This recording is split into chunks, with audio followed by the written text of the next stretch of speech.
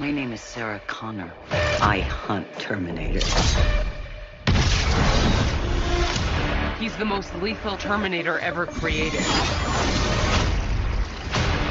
Sarah Connor, I'm going to help you. We choose our weapons, and we take it down. Terminator, Dark Fate. I'll be back. Rated R.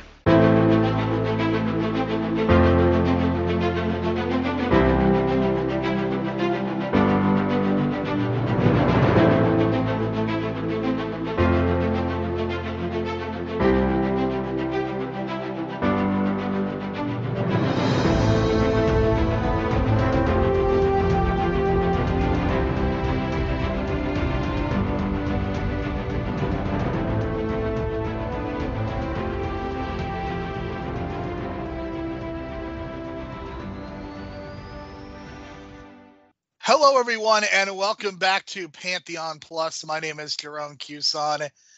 We are here tonight to discuss Terminator Dark Fate as we continue our run of underrated sequels. Please find us on Enter the Real World. Please leave a 4 or 5-star review so as to help people discover the great work that we here at the Real World are doing. If you would like to interact with us, find us on Twitter at Hero Pantheon.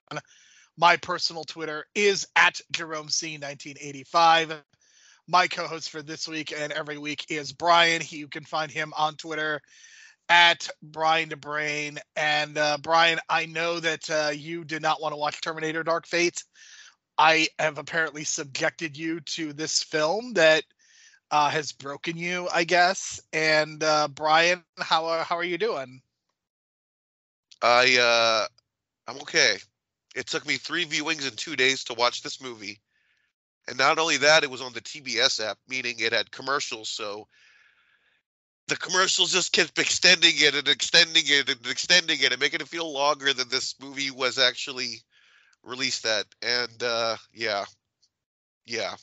I'm going to just read one note out of my notes right now, just a random note. The Terminator is an interior designer. I mean, he's got to do something. I mean, it's got to do something with its time. I mean, what do you expect it to do? It has. That's kind of the whole point of the movie, is that the Terminator is obsolete, and the fact that he has to find something to do, and what better thing to do than drapery? I don't even know if he should exist at this point, but I don't know. The rules of time travel in the Terminator universe are quite different than Back to the Future and Avengers Endgame. It is much. I would classify it as linear. That might have been broken me, or have broken me. I don't know. Yes. Do I need to get the blackboard out and do my own doc presentation about? We'll get to that. We'll get to that, because I'm going to try to make sense of it all, even though I'm finding these holes that. If you watch Terminator 2, there are just as many holes in Terminator 2. I mean, for the love of God, Terminator 1 breaks the timeline just for the mere fact that Michael Biehn and Linda Hamilton have sex, and that Michael Biehn is the father of John. Like, that immediately breaks the timeline. Like, there is no making sense of this time travel. You have to go with it and accept it, or not. If you're not going to accept it, then basically you have to throw out the entire franchise, which you can do. Like, there's nothing wrong with that. There's a bajillion other movies to watch, and you go watch them instead. But I think if you want to accept, especially like this way of storytelling, then I think you have to be more open to the idea that that time travel isn't necessarily going to make sense, and that what you are watching these movies for is the thematic elements that make them so special.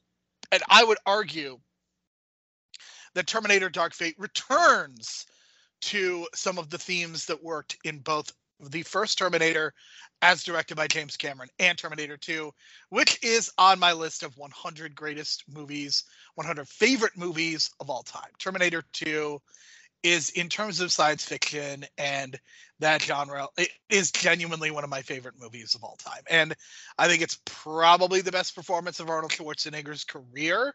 It's probably the peak of his powers. But I think there are other things that make that movie work. I think you look at the visual effects, which some of them do not hold up very well, but there's a lot of things about that movie that just work. I think there are 4 distinct set pieces. I know, Brian, you know the one that I want to talk about first, right? The big chase scene in the beginning, right after the mall. You know what I'm talking about. Oh yeah, the one that's filmed in my local neighborhoods around the San Fernando Valley. Yes. I mean, maybe that's why I have this emotional attachment to that movie as well, because I recognized all these things growing up. And especially when I was 2 or 3 years old, recognizing that it was the same arcade that I was literally 8 hours ago, because I saw Terminator 2 at the Northridge Mall where parts of that movie was actually filmed. So it's just one of those meta things that I have this connection to. So, yeah, maybe that's it. I don't know. I have this really strong emotional connection to that original movie, or not original, I mean the sequel movie, but I watched Terminator 1 later on TV and I loved it as well. But I don't know. Just something about this just rubbed me the wrong way, because it felt like, well, if we're just going to do this, then why are we doing this? That's kind of where I was at, because it's like, spoiler alert, they killed John Connor. That spoiled me 2 years ago, and I was kind of shocked at it. And it's in the first 2 minutes of the movie. But then I keep thinking, okay, you killed this guy, then why are we protecting this other chick if the timeline is just going to change anyway?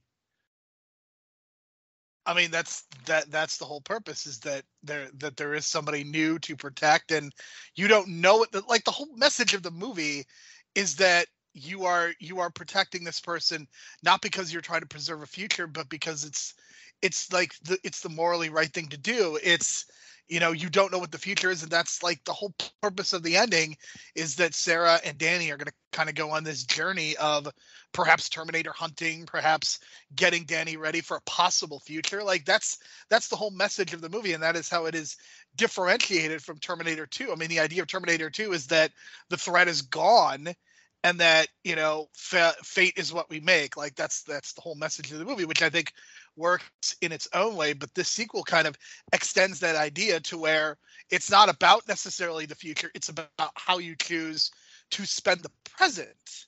Like, the whole thing about Terminator 2 was preserving the future, making sure John Connor lives and preserves the future. And what I think the part of what this movie is trying to do is to say, yes, the future is important, but the behaviors that you take in now are what matter. And if you don't change your behaviors, then you're going to end up with a militarized system, like is portrayed in this movie when they go to the border. You're going to end up with robots replacing human beings in the factories, as happens with Danny's brother at the beginning of this movie. And you're also going to end up in a situation where AI is controlling the world, as is implied by the discussion of Legion, which is basically the new Skynet. And I think that is what this movie is trying to do. It's trying to portray the importance of the present as much as the future. I guess it's just, I don't know. Once that happened, I was like, okay, why am I here? What am I doing here? I don't want to watch the same fucking movie they've done in the last movie. I don't think it is, and though. The third movie and the second movie. It's really not the same movie, though. That's part of the other thing, is that there are other themes that are brought in, because you have somebody who is, because you have, number one, the fact that we are talking about a female hero, like that obviously changes the dynamic of things in a major way. You have this character Danny, who is living not in Los Angeles, not even in the United States, but in Mexico, and like she is supposed to be this big hero. And how does that happen, where you have somebody who is not American? And look, maybe the fact is this is an American movie, so this is something of significance. So that kind of thing matters. And the other thing is that, you know, the way this movie is different is that Sarah Connor is a very different character, because she doesn't have a clear purpose anymore, because like her purpose for 12 years was to protect her son. And then they spent a year or two, you know, retiring, quote unquote, and living in other countries. And then once John dies, like, what is Sarah's purpose? And Sarah's purpose, like, she basically becomes a Terminator hunter, thanks to help from Carl, your favorite local drapery person, and like that's what Sarah's trying to find purpose, and like this movie kind of gives her a more clear purpose in that, you know, she is going to play a mother figure now to somebody who is once again possibly going to save the future, but like there's going to be much more of an understanding of what they both need to do. And it's not like she's bringing a new person into the world and trying to teach them all this. Like Danny has the scars of this experience. So that I think is why I think this works, because it's kind of a new thing. And look, I'll be honest, I absolutely would have watched a 45-minute episode about Sarah Terminator hunting. Even as much as you clearly don't like this movie, I think you would have to admit that it would have been pretty great, right?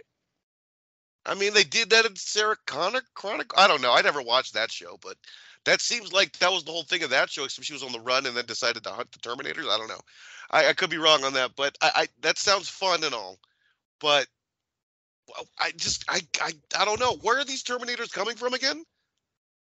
Well, the Terminators, the T-800s, I guess a bunch of them were either sent in 1984, 1997. Now, the thing is that while I think this movie is underrated, I don't think that it is certainly not perfect. I wish that they had been more clear about when the T-800s were sent, but they were very clearly sent either in like 1984 or in 1997 when those T-800s were sent, the first two versions of the Arnold Schwarzenegger Terminator. I wish that timeline had been made a little bit more clear, but the idea is that they were sent around this time, and they were hunting for John Connor, and that this one T-800 eventually was able to find John Connor and summarily kill him. And then because the future had changed, like there is no purpose for him. Like there was no Skynet, there was no Judgment Day. So even though the T-800 murdered John, there was no purpose for him afterward. And because he has this learning chip in his head that he is using, and basically because he lives so long, he develops a conscience and decides to take on a family and open a business, because again, he has no purpose. And I think one of the things that I really appreciate is the fact that we see some of this in Terminator 2. We see him learning. We don't see him maybe develop a conscience necessarily, but even in that movie, like John asks him not to kill anyone, and he doesn't kill anyone.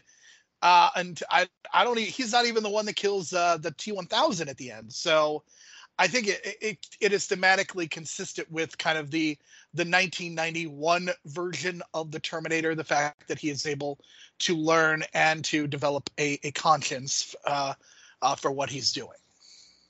Look, I believe that part. I just don't buy into the fact with the family stuff, because how does that woman know that he is not a cyborg robot, right? I don't know. He doesn't eat. He doesn't sleep. Like, I mean, he's clearly faking it. I mean, clearly. I mean, he even says that the relationship is physical. I know, but like, the woman is clearly broken. Like, clearly she is. I am broken. I mean, this woman has clearly been through a lot. I mean, again, like I said, I wish that's the kind of thing that probably should have been more hashed out, or just like if he's gonna just be open a drapery business, fine. But it makes sense that he's alone. I would have bought into that fact that he's alone.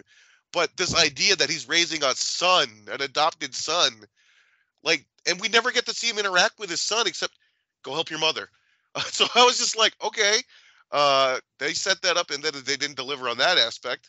And then they didn't really get much interaction with his wife. It was just him commanding and giving orders. And I don't know. It was just so weird, because you would think they would give him like a 5-minute interaction in the house, like an actual conversation of what this relationship is. And we never even get that. So we're just assuming that he's just adopted this family, and they never noticed that he's not eating, or I don't know. I don't know. Even Sarah Connor's like, do they not notice you're a 400-pound dude who doesn't sleep? And at that point, I just started laughing, and then I think I paused at that point, and then that was like the end of part 2 for me of this movie. And then part 3 was like 20 minutes later, just continuing the movie. But yeah, that Sarah Connor had the same idea I was thinking, and I don't know, they just ignored it.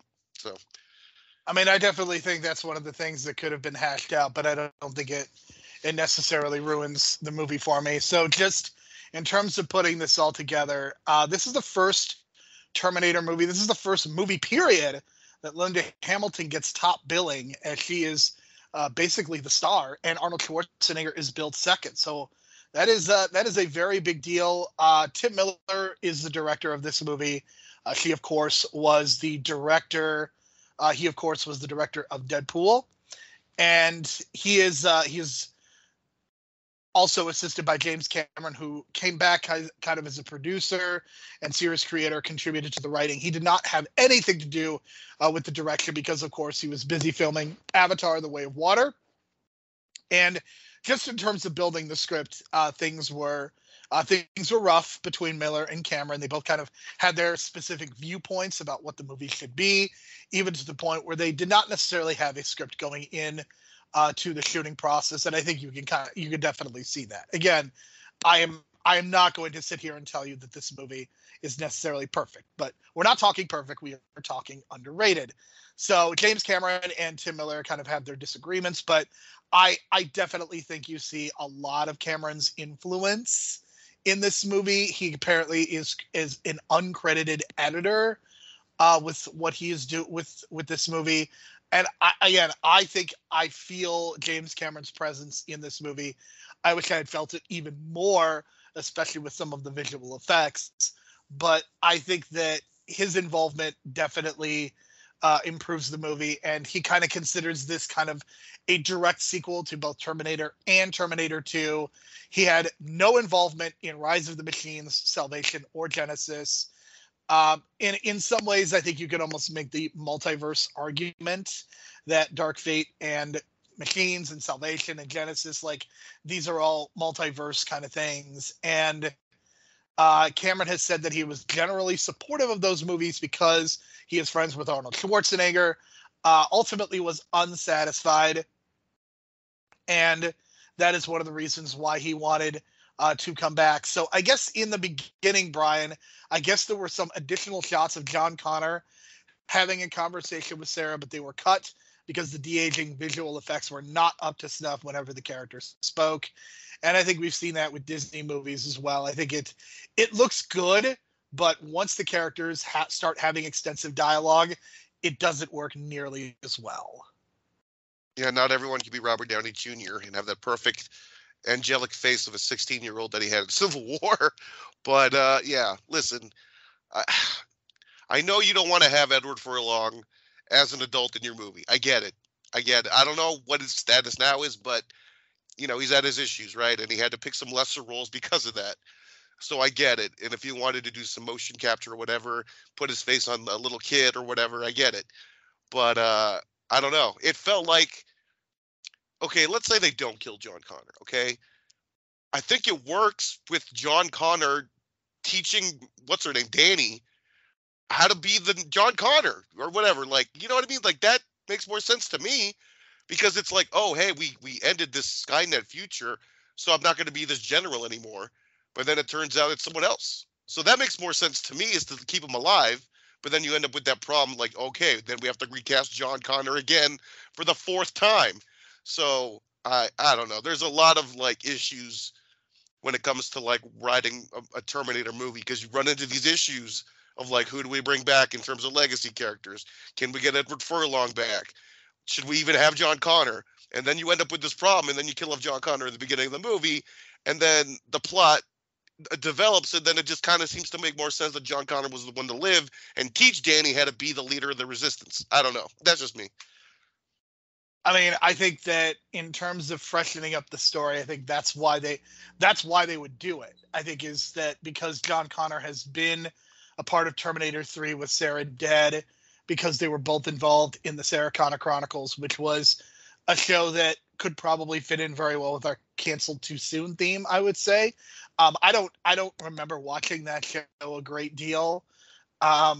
So maybe that's something that I need to revisit just to kind of refresh my mind about like what that whole show was about and how it fits into this whole scheme.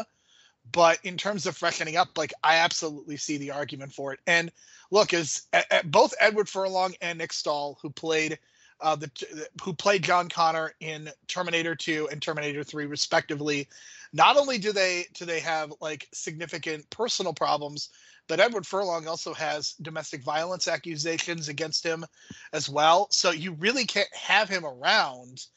And I mean, I just think it's bad form to do something like that.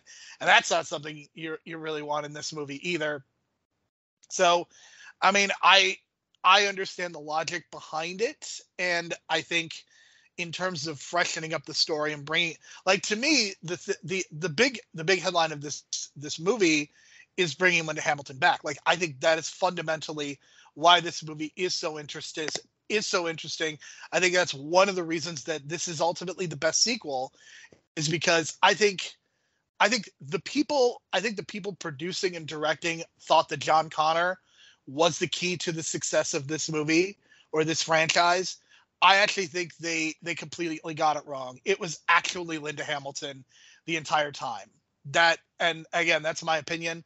But you look at Terminator 1, Terminator 2, and Terminator Dark Fate, I would argue the three best Terminator movies have Linda Hamilton's direct involvement. And I think that speaks to just how good she is in the role.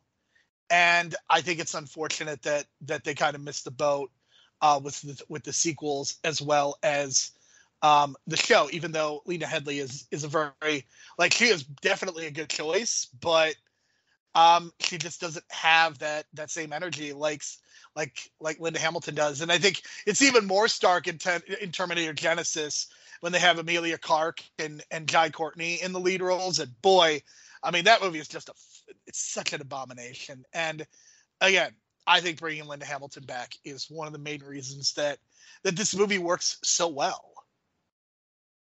Yeah, I wish she came back in 3. I think that would have fixed a lot of problems. Like, it would have fixed a lot of problems, but hindsight's 20/20, right? But I mean, I'm glad she's back and she's doing a great job of what she's given. It's just like, it feels like it's just too late. It feels like it's way too late, but I don't know. Because, like, if you put her in 3, I think that movie gets a lot more interesting, and you don't have to rely on so much of the action sequences in that movie and the bad dialogue in that movie. I enjoy parts of 3 for sure. I like Salvation a lot more, and the reason I like Salvation a lot more is they get away from this idea of the time travel stuff and they just focus on the war, and that's what I was like interested. Like, I wanted the story to move forward and, like, you know, let's see what the war is like and let's end the war, and then that's the end of the story. But here we just kind of just hit the reset button, literally, and I don't know, because yeah, they killed off John Connor, and I get what they're trying to do, but I don't know. It just feels like the logic goes out the window once you get rid of John Connor. I don't even know. Maybe you should not even kill him. Maybe he's just gonna fake his death or something like that. I don't know, because again, it causes these issues, and I don't know if they should have just completely did a new Terminator and just started in 1984 from scratch, or I don't know. And then have Linda Hamilton, or just start in the present time. I mean, I think my guess is that you're going to see this franchise rebooted. You are not going to see a continuation because this movie did not do very well at the box office. There were supposed to be 2 more sequels afterward. I would guess, this is pure speculation on my part.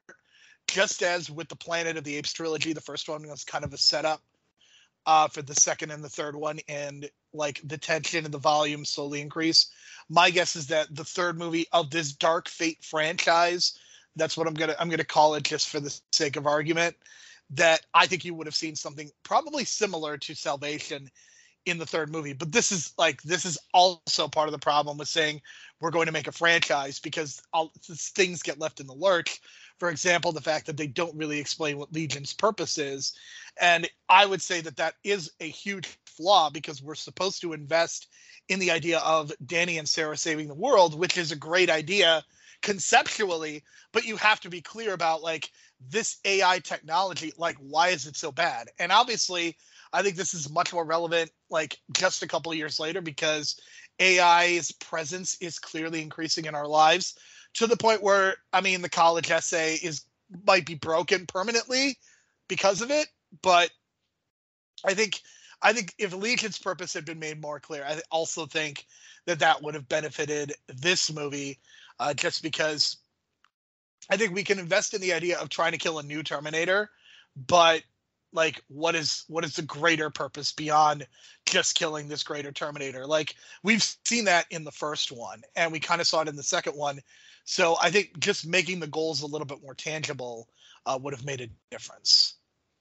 Yeah, it feels like they were doing a remake and a reboot at the same time, and I don't think that works because like it literally feels like they're doing two different movies. It's like they're doing the Legacy movie and a completely different reboot movie at the same time, and hence the change from Skynet to Legion and all these things. And it's just like I don't know. Like, did Legion come literally from Skynet? I thought Skynet was dead, and if Skynet was dead, then who sent the Terminator?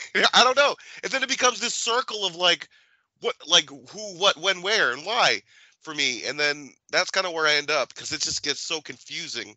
And I think that's what hurt. Like, the other part too is like the action sequences in this movie.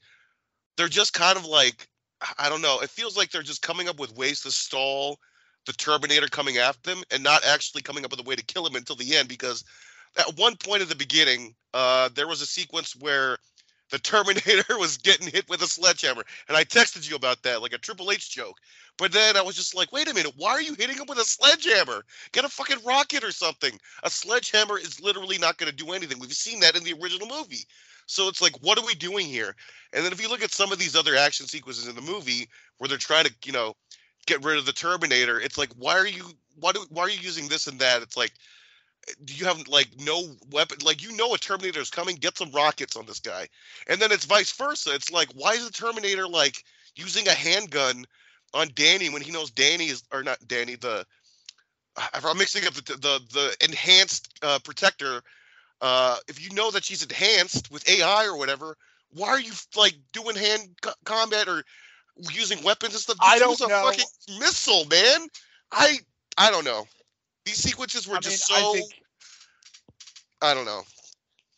I think the issue is that the action sequences are definitely a huge problem. And I think that is where we would probably agree that there definitely needed to be some punch ups in terms of like, what are the Rev 9's actual powers? Like, how is it different from the T-1000? How is it different from Kristanna Loken in Terminator 3, Rise of the Machines? Like, I almost would have preferred like if they just had like either some sort of an army of like T-800s or something of that nature, or something more primitive.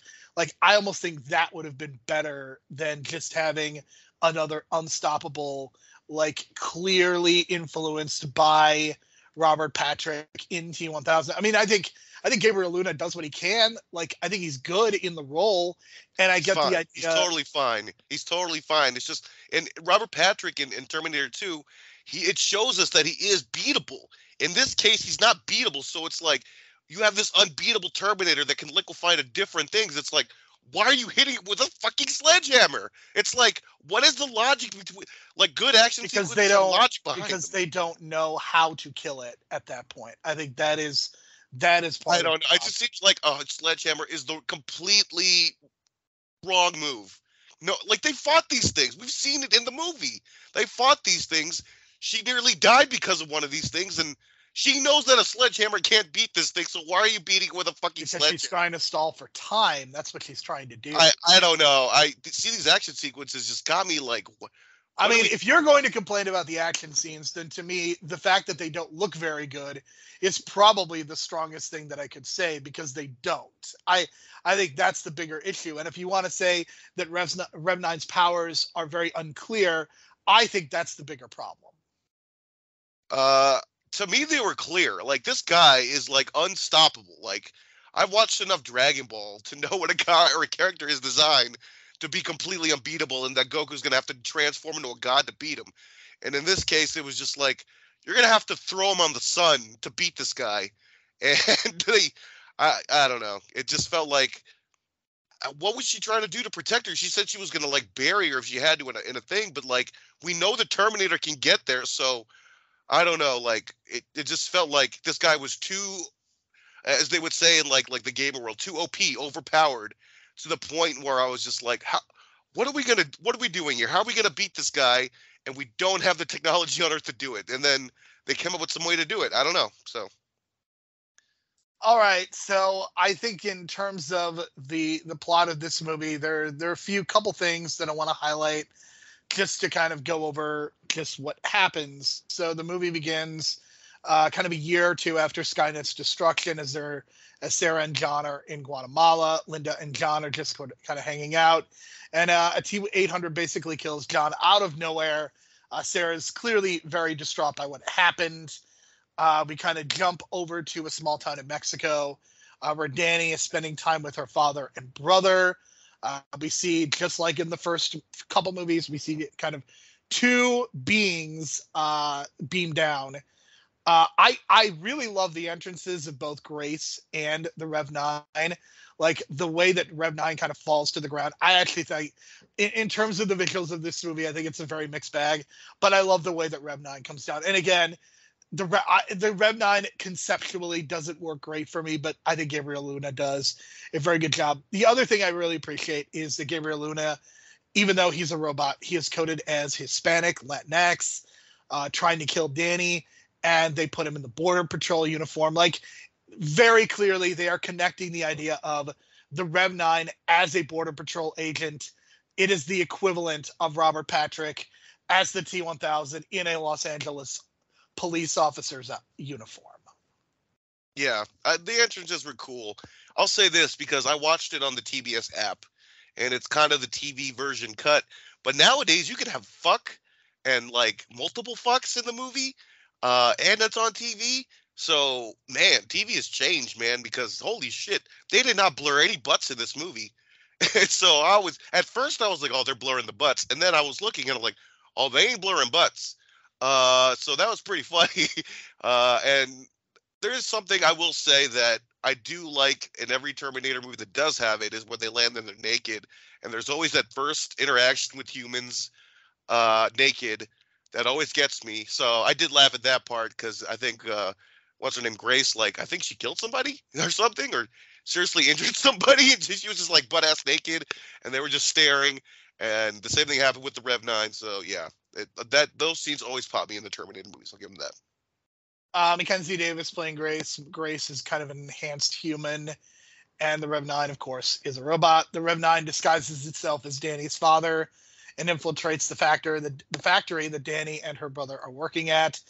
Danny's brother is unfortunately being replaced by a robot in the factory. And then this might be the most depressing aspect of the movie, Brian. Danny's brother is going to be replaced by a robot in the factory, and he dies because of a robot. How depressing is that? See, I kind of laughed at that, and I wasn't sure if I was cringe laughing, but it was kind of depressing. But yeah, I mean, it sucks. I get it. I know exactly why they're doing it, and they're trying to like give you this message. And you know, I've watched my fair share of Michael Moore movies and Roger and Me and all that kind of thing, and I get it. But yeah, I'm not sure if it was cringe or not still. But I did laugh, so I don't know what that says about me. But you laughed too, Jerome, so I don't know. But I get it, and yeah, just kind of one of those strange, ironic deaths in cinema. But that's how they do it. That's kind of like a good setup and payoff. So. And then we get Grace and Danny on the run as they almost get caught by the Rev 9 until Sarah fucking Connor makes the save. What a fantastic, spectacular character reintroduction as she shoots her way through the Rev 9, helps to stall for time. She is the one that even gets to utter the line, "I'll be back." And Brian, all I could say is, regardless of what your feelings are in the movie, please tell me you agree that we need Linda Hamilton in the MCU, right? We are in agreement on that? Yeah, I'm kind of shocked that like she waited this long to come back to like has she been mainstream and I didn't notice? Or is this her first big comeback? She was on like that sci-fi show with Alan Tudyk, I guess. I have never watched it, so I can't speak to what her role is in that, but I know she's kind of been taking a backseat. And the reality is that an older woman is not going to get the kind of roles that a younger woman is going to get. So it's You would really think unfortunate. that, and then as of this recording, they released the Shazam 2 trailer, and Helen Mirren is, I don't know how old, and she's the villain of that movie. I So, mean, it's a great you never choice. know, I guess, nowadays, but man, you say that, and then all of a sudden Helen Mirren is the villain of a DC movie. But yeah, I get it. I don't know what role in the MCU she would play, but I have it. I have the perfect idea. So what, Galactus? So Linda Hamilton. So as I've been saying, I think Julia Louis-Dreyfus as Valentina was a huge miscast. I think it's something that they are going to be paying for the next 3 or 4 years. That is Linda Hamilton's role. I think if Linda Hamilton was Valentina, she's a total badass. She is somebody.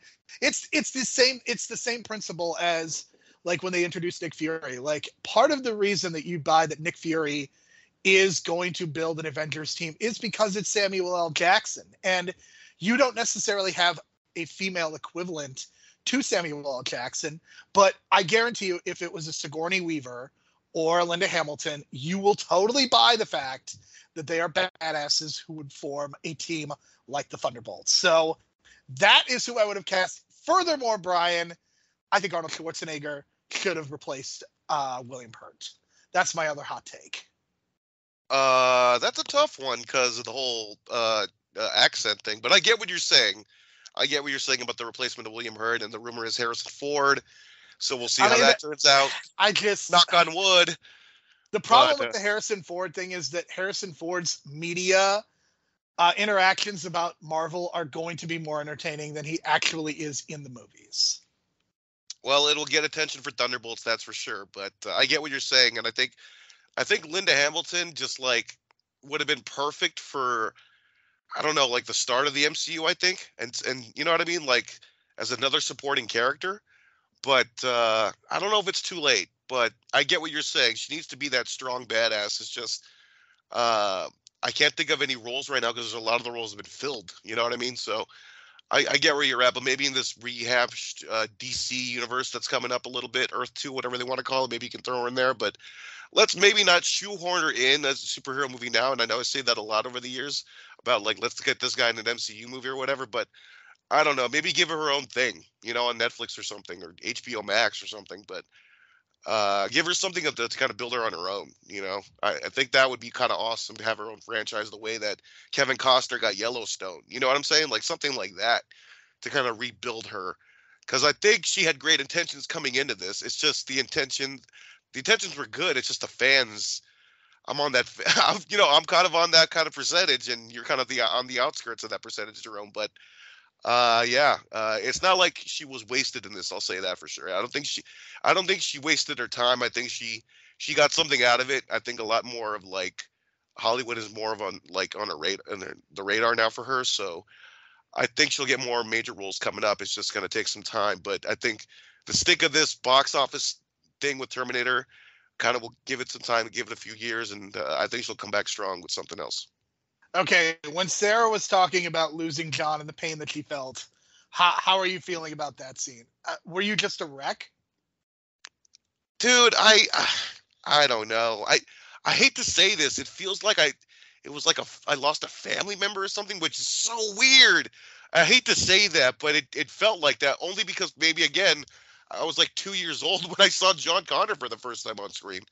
And, you know, to me, it's like those heroic child heroes from your childhood, right? Him, Macaulay Culkin in Home Alone, and Macaulay Culkin and Richie Rich, and again, Macaulay Culkin in The Pagemaster. So, I don't, you know what I mean? It's like it's those nostalgic characters that just kind of hurt when you see them die, you know, and it's just like, fuck.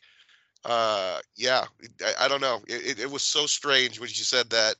And then I flashed back immediately to seeing him get killed earlier in the movie. Oh, man. Yeah. And what was John doing at the bar anyway? He was underage. I'm sure the rules are different in a country like Guatemala as opposed to being in the United States.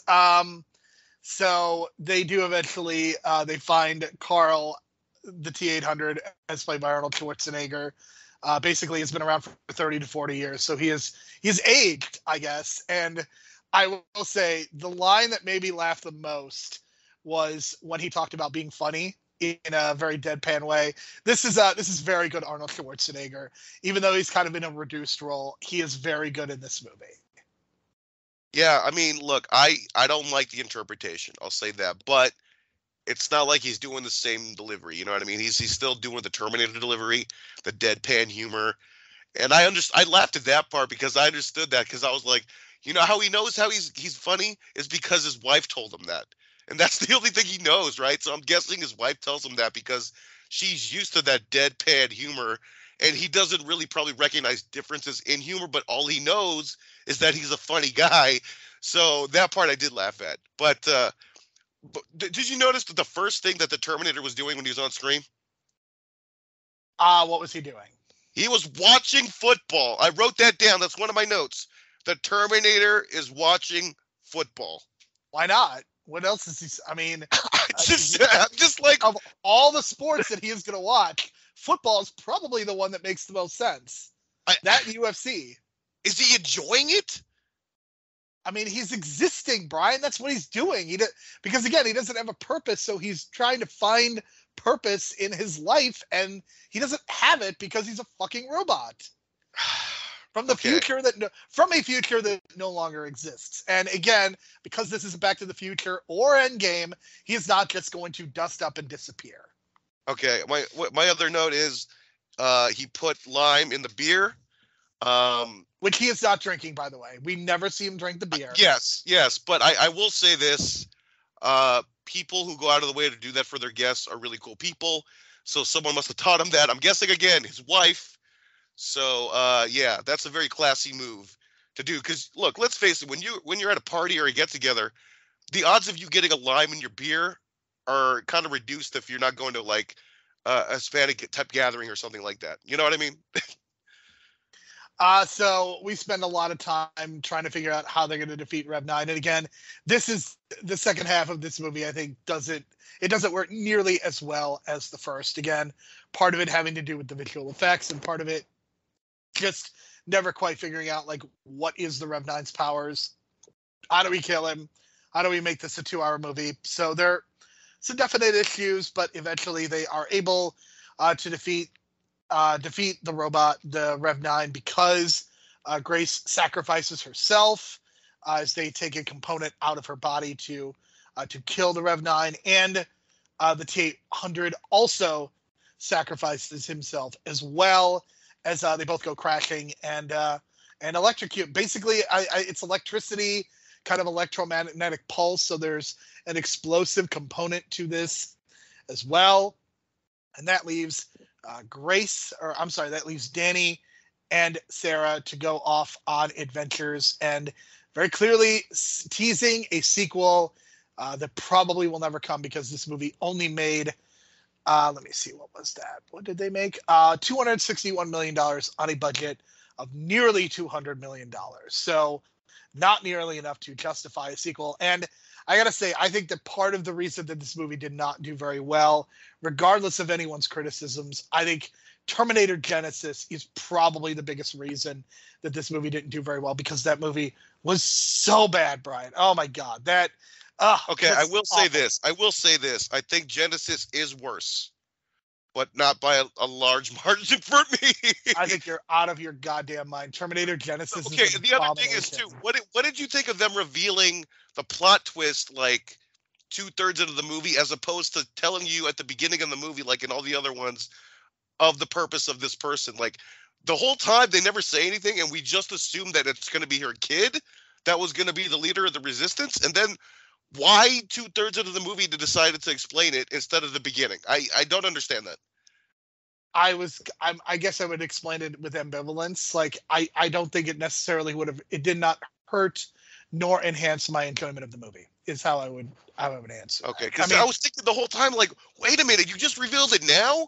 So the whole time she's running from this Terminator and just without any explanation as to what her future's supposed to be, or I don't know. It just was like, wow, they're explaining it now. I just realized we just assumed. So I don't know if you got this read on it, but in watching this a second time, I was getting romantic vibes from Danny and Grace together. I don't know if you did, but that's definitely something that was coming across especially in the final half hour of the movie.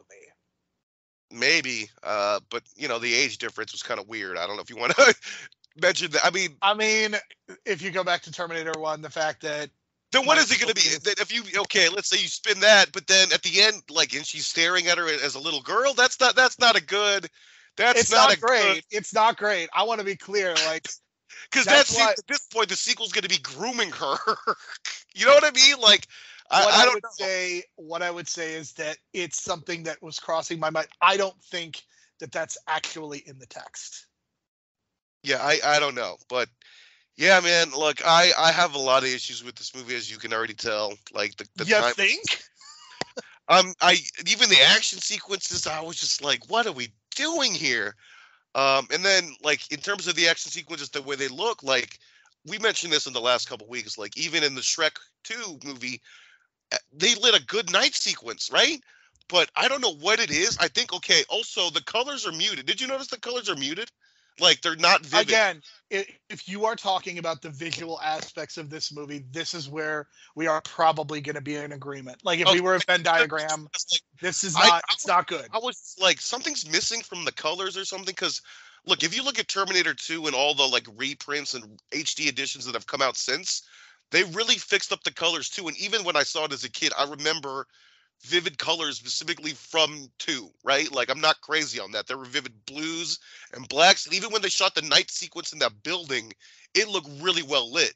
But here, when that plane sequence was happening, it was so dark and I don't know, something was missing in terms, I don't know if it was a budget cut or whatnot, but I don't know. Some decisions, man, sometimes you just got to make a decision and not shoot it at night, despite what you think you're doing, trying to have less CGI. It just makes it worse. So again, people, if you're shooting at night, an action sequence at night, please consider I don't know what Lord of the Rings did, spotlighting and white spotlighting and not yellow spotlighting, because yellow, I don't know, yellow lighting at night is not working for me. I think it's got to be that white 5000K. I used to be in lighting. 5000K lighting at night, I think works best, but who knows? I don't know. I could be crazy. Well, the movie we're going to talk about next week, I actually think does a much better job of lighting the night scenes, and we'll talk about that next week. But I think this is a general problem. I don't think movies are shot very well in terms of lighting and sound. I think this is a huge problem that this movie exemplifies a lot of the problem with the modern blockbuster, in that there are significant issues with the CGI, with some of the sound. I mean, I can't speak to the sound elements as much, but definitely the CGI looks janky, and the night scenes. You mentioned the plane. I would say the train sequence is even worse, just in terms of the visuals. I think the dialogue is good, but I could see that somebody could be distracted by the weird visuals. I think that's the biggest thing that this movie has going against it. And I would also say that the trailer for this movie is really, really bad. Well, again, you mentioned that train sequence. That's something I just kind of recently kind of reintroduced myself, this technique of day for night. You know what that term is, where they're shooting a day, but they're going to do it as a night sequence, so they're going to have to light it differently in post. That's exactly what that was. Because you can tell, because the night was not 100%. It was leaning towards a blue light as opposed to black light. So yeah, that was one of those day for night things, and I get you. But in terms of next week's stuff, I watched this movie when it debuted on streaming. I'll just give it that away. But I did not dislike it as much as this. I thought it was just kind of whatever. So I think next week's review is going to be more interesting. I think I'll be more positive. But in this case, do you want to just do the awards right now? So for me, I think the MVP, bringing in James Cameron back, I think he does a good job. I think I'm going to give Tim Miller the credit here for directing a decent movie. I think there's some problematic elements to it, just in terms of the visuals that we've been talking about. But this movie just feels very rushed. And I think Tim Miller just about did all he could. And for me, best performance is Linda Hamilton. And I don't even think this one's close. Yeah, I'll go with Tim Miller. Solo, I think James Cameron was kind of just doing the John Carpenter thing, where it's yeah, I'll do a little bit of work and then, just give me a paycheck for being Halloween. The impression that I'm getting is that he was very, just like Alita Battle Angel, even though he's not a director, it seems like he had a lot of influence over the script and some Well, I of would the say the influence was like, yeah, the script, because if you look at the credits, there's 5 story writers and 3 screenplay credits. One of them is David Goyer, which I don't know, you probably have mixed feelings on that one. But yeah, it's just kind of interesting that way that came out. Linda Hamilton, of course, best performance by far. I'm glad she's back. Listen, I'm glad she's back, and I'm looking it up, and she's currently on that show with Alan Tudyk, so she's got stuff going on right now. Just we'll see if something big budget comes her way. Kind of what the project is. I mean, look at Michelle Yeoh. Like the right project kind of just has to come along, and then there you go. You know what I mean? So it's certainly possible for her to kind of rekindle that magic. And then underrated, unfortunately, I have to vote no, and this is the first one that I have to vote no on. And yeah, I don't think I'll have to ever watch this movie again. And it didn't help that it was the TBS TV version with 30 minutes. You really should have just spent the $3 and rented it on Amazon or Apple. It was fun though, because it's like this is the first time I'd actually watched a TV cut of a movie in a while. That's not one of the older ones that I saw when I was a kid. Because like obviously those cuts still remain on like The Thing or something like that. Those edits will still remain on the modern version. But these modern movies that are getting these like you could say fuck a lot because they didn't cut any fucks. So that was kind of cool. So that was kind of like another thing too. Was like I was experiencing this as like a TV movie experience. So that kind of added to it. Because I saw the first Terminator on TV. You know what I mean? So I'll always remember that experience watching it on AMC TV back in the day. So that was kind of nostalgic for me. So yeah, we've got one more week of underrated sequels. We will probably be coming back later on in the year and doing let's say genre specific, maybe studio specific underrated sequels. But for right now, we will be doing our last underrated sequel for next week, and this is the most recent one as we've been going in chronological order. And I think there is a very specific reason for why this movie kind of flew under the radar, which we will get into when we talk about it. So for Brian, my name is Jerome. Thank you so much for listening. We will talk to you again next week. I wonder in the sequel, that potential sequel, Linda Hamilton would have found, the teenage Kyle Reese.